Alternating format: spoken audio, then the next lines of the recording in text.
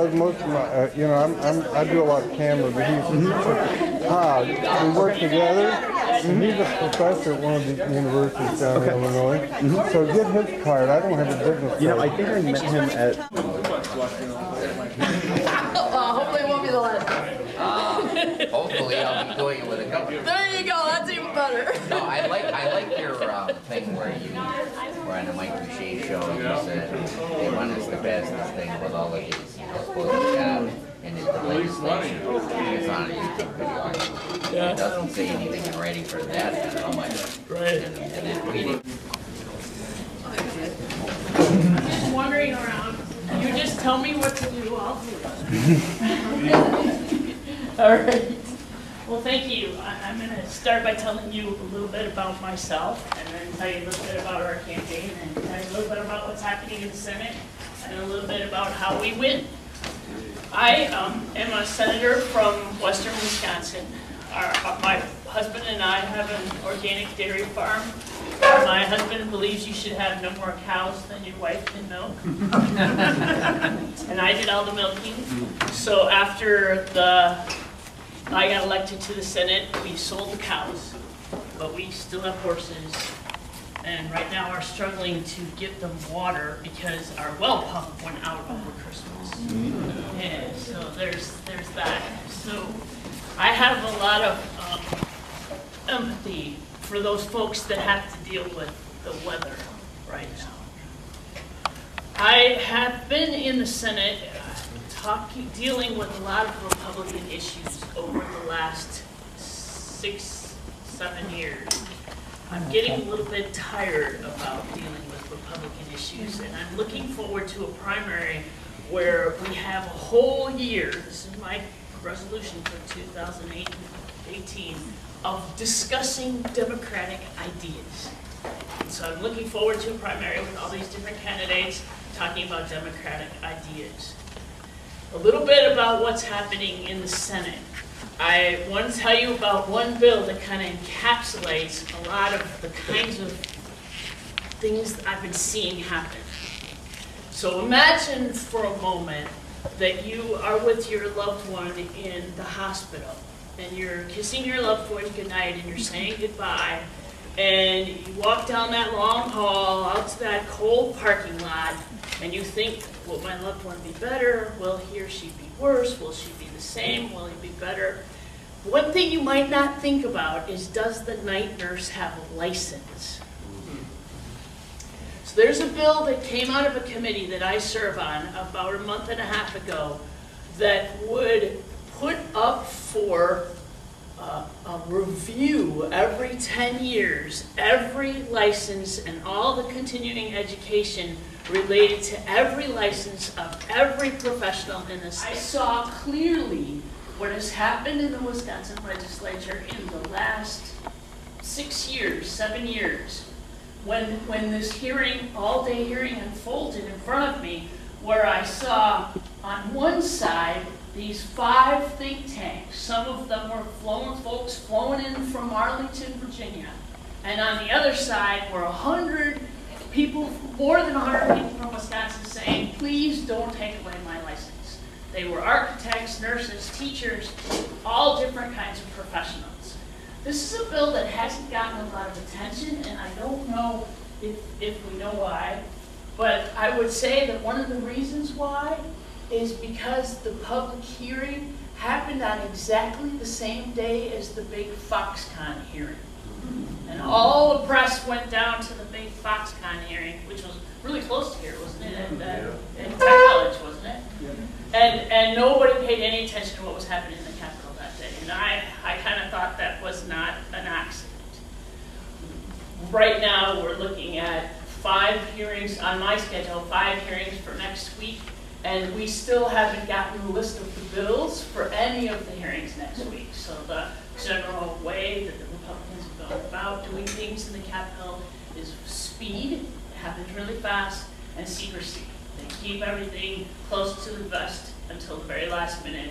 And so we don't know Democrats don't know what the hearing's going to be about, and the public has no idea of what's going to happen.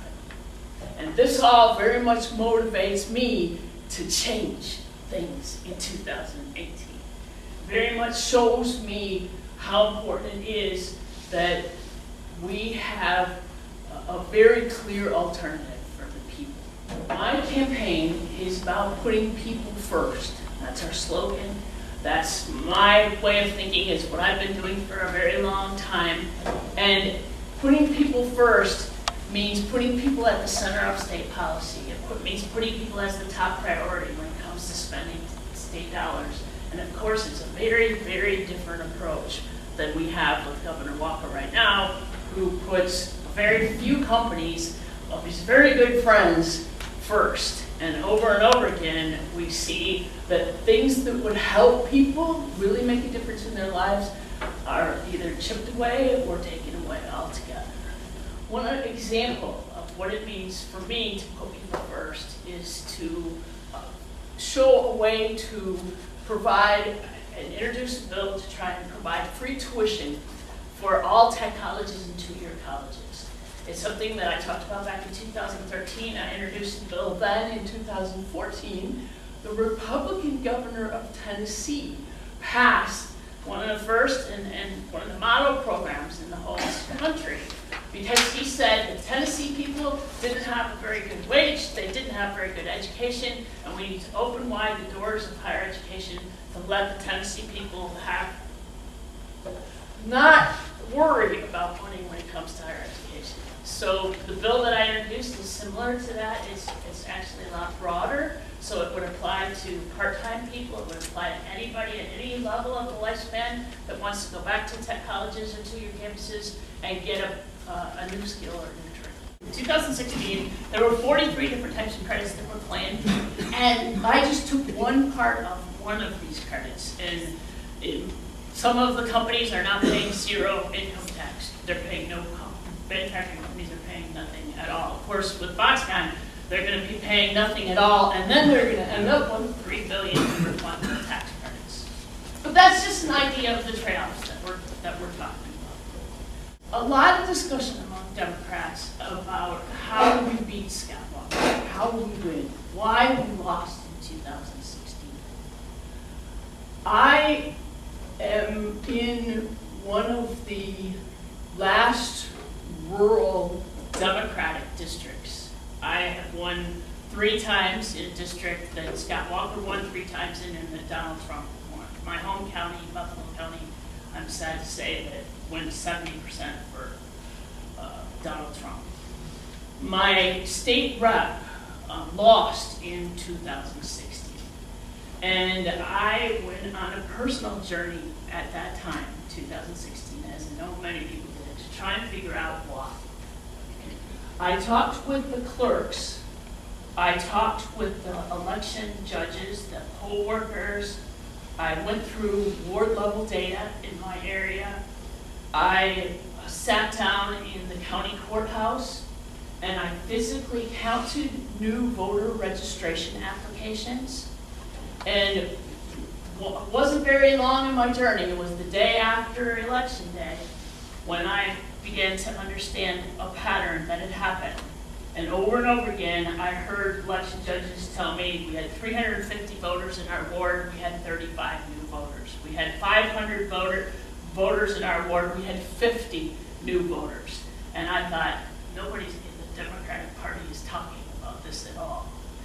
And when I physically counted, and everything in, at least in my world, is all in pencil and paper, so all the new voter registration applications, they have to fill out by pen or paper, and they're all then later put into the computer. When I counted the new voter registration applications, I counted 1,664 in the city and county, the city of Whitehall, and for the whole county of Trumbull, which Trumbull is kind of one of those bellwether counties. Went for Obama and went for Trump. My rep lost by 1,000 votes. So when I counted 1,600 new voter registration applications, that told me why he lost. I then expanded my search statewide, and I started to look at patterns around the state. And what I learned is that in the West and the North, if people had turned out at a regular presidential year, had the people who vote Democratic had turned out in the normal presidential year turnout, in just the West and the North, we would have won statewide. But it was also true all around the rest of the state. So if the Fox Valley had turned out as a normal presidential year, the Democrats had turned out, we would have won the whole state. Of course, it's true for inner city Milwaukee, it's also true for the suburbs, it's true for the central part of the state. The pattern was the same. No matter where you live in the state, it showed us, the numbers I saw that I looked at showed us that we in 2016 had a different group of people coming to the polls than we had in 2012 for Obama. Now there are consultant types and wealthy donor types who have come up to me and said to me, so you want to run for governor? Well, do you know how to talk angry white man?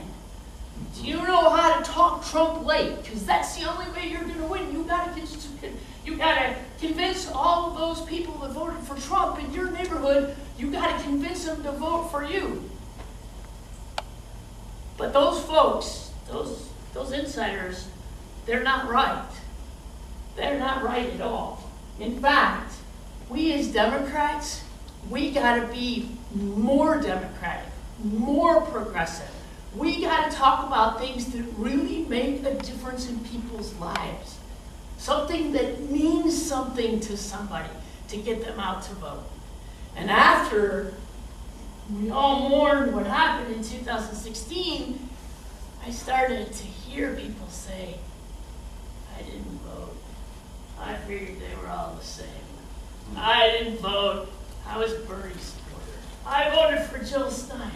And they just whispered it, and they were very embarrassed and very worried about what happened, and felt very guilty, as kind of my little thought bubble said, right, they should feel very guilty, but I didn't say anything. But what I realized is, right, we should as Democrats, as candidates, we should be thinking, how do we motivate people to get to the polls, so that, how do we have that clear, compelling, relevant message so that nobody comes on election day and says it doesn't matter. And that's why, after thinking about this, I said, we need to talk about putting people first. That's our message. It's simple, it's easy to understand, everybody can relate to it, and we gotta have idea after idea after idea that works all across the state that says, hey, put people first, let's have free tuition. Put people first, let's have health care. Put people first, let's raise the minimum wage. Put people first, let's put more money in my pocket. Put people first, let's fix the leaky lead pipes and give me clean water, or stop the pollution and give me clean water. That means putting people first.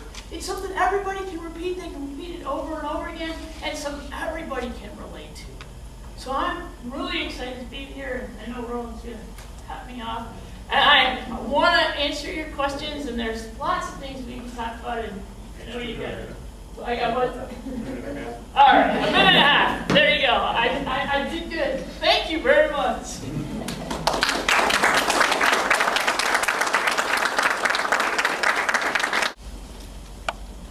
There are Republican and ideological groups that want to deprofessionalize all of us to lower wages.